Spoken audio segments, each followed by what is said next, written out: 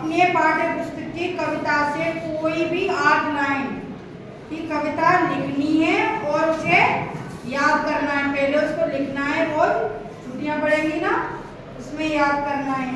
फिर दूसरा प्रश्न है, यदि आप गांव के प्रधान होते, प्रधान जानते हो? प्रधान जी, तुम्हारे गांव के प्रधान है प्रधान जी। तो अगर तुम गांव के प्रधान होते, तो अगर आप गांव के प्रधान होते तो महामारी और संचारी रोग बताए थे ना सर ने, क्या हमने बताया? संचारी रोग जो अचानक फैल जाते हैं, इस टाइम कौन सी गंदगी से, उससे वो संचारी रोग के समय गांव वाले, अगर संचारी रोग और महामारी तुम्हारे गांव में फैल जाए तो उस समय तुम गांव वालों की सहायता कैसे करोगे, वो करना है, ठीक है। फिर अपनी पाठ्य पुस्तक के किन्हीं 30 पर्यायवाची शब्द करा दिए, उन पर्यायवाची शब्दों को अपनी कॉपी पे एक बार लिखना है और लिख के या याद करना है उनको।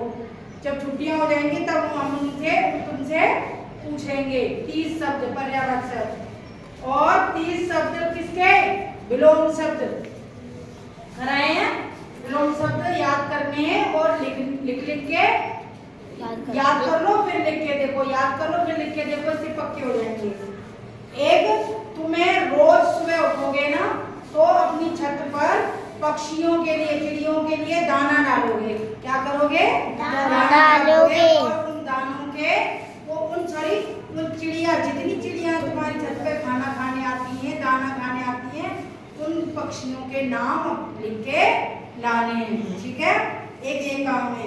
एक, हिंदी के जितने हमने पाठ करा दिए हैं उनके शब्दार्थ और उनके जो बाद में जो दे रखे हैं प्रश्न उत्तर, वो तुम्हें क्या करने हैं? याद करने हैं जो करा दिए हैं।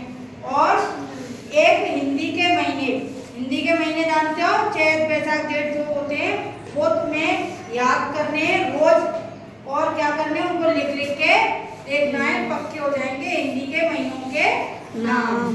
फिर क्या करना है? हिंदी में तुम्हें रोज एक पाठ पढ़ना है।